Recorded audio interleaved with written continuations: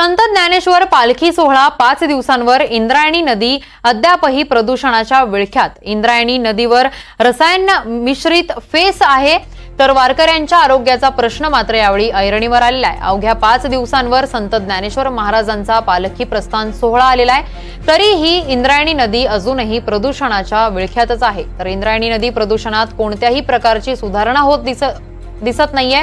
तर काल मध्यरात्री संजीवन समाधी मंदिराजवळ इंद्रायणी नदीत मोठ्या प्रमाणावर रसायन मिश्रित फेस आल्यानं वारकरी बांधवांच्या आरोग्याचा प्रश्न पुन्हा एकदा ऐरणीवर आलेला आहे। तर या संदर्भात अधिकची माहिती देण्यासाठी आमचे प्रतिनिधी सूरज कसबे आपल्या सोबत आहेत। सूरज, इंद्रायणी नदी अद्यापही प्रदूषणाच्या विळख्यात आहे, काय अधिकची अपडेट आहे?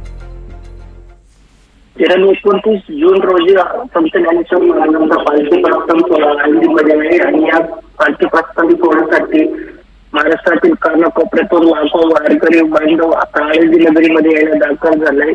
काही दिवसांपूर्वी आपण या पालखी प्रस्थान सोहळ्यासाठी जे तयारी होती ते आपण दाखवले होते। त्यानंतर काल मध्यरात्रीच्या सुमारे जे मुख्य संजीवन समाधी मंदिर आहे या परिसरामध्ये मोठ्या प्रमाणावरती इंद्रायणी नदीच्या पाण्यामध्ये रसायन मिश्रित जे केमिकल आहे ते सोडण्यात आलं होतं आणि त्याच ते आता या नदी पात्रामध्ये येताना दिसून येते। मोठ्या प्रमाणावरती वारकरी बांधव या नदीमध्ये स्नान करतात आणि पाणी तीर्थ म्हणून पेत असतात, मात्र कुठल्याही प्रकारचे नियोजन या ठिकाणी प्रशासनाकडून करताना दिसत नाही। त्यामुळे या वारकऱ्यांच्या आरोग्याचा प्रश्न मोठा गंभीर होत चालला आहे।